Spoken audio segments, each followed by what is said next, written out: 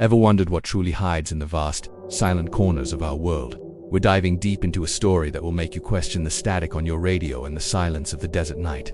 This is the chilling tale of Skinwalker Frequency. Picture this: the Mojave Desert, dead of night. A small military team, the Echo Team, is dropped off by a lone helicopter. Their mission: to investigate a bizarre radio signal emanating from an old, rusted structure known as Tower 7. The team consists of the composed Lieutenant Monroe, the tough, skeptical Sergeant Riley, and the tech-savvy Corporal Vega. The air is unnaturally still. No crickets, no wind, just a faint, eerie hum from the tower. Monroe starts the mission log, but Riley immediately senses something is off. It's too quiet.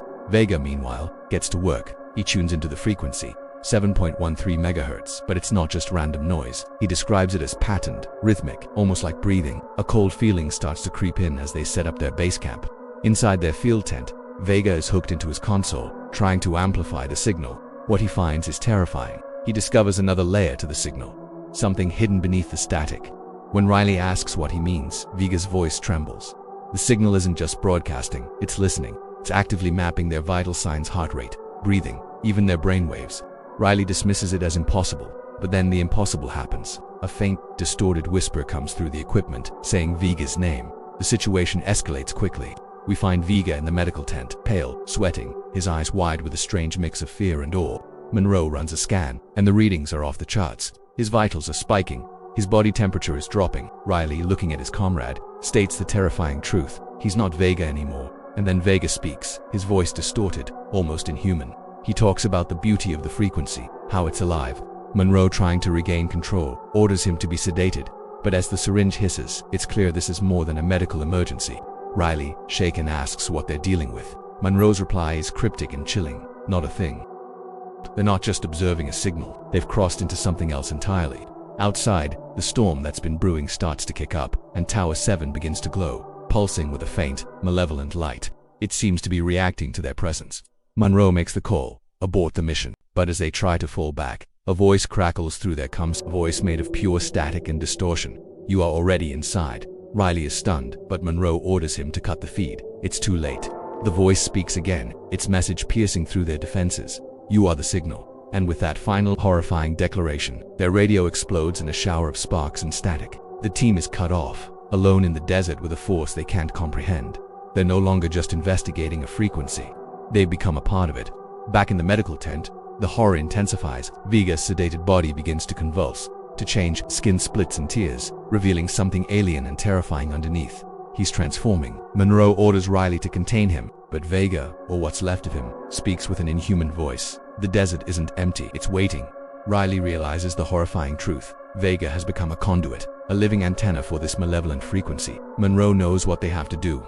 The only way to stop this is to shut down the source. Tower 7. In a desperate, final stand, Sergeant Riley begins the treacherous climb up the rusting, pulsing tower. The wind howls, the sandstorm rages, and the signal from the tower reaches a deafening crescendo, screaming in his ears. The distorted voice echoes all around him, a psychic assault trying to break his will. You cannot silence what you are. It's a battle of wills, man versus an incomprehensible cosmic force. With every ounce of his strength, Riley reaches the control panel. "Watch me," he grunts, and flips the master switch.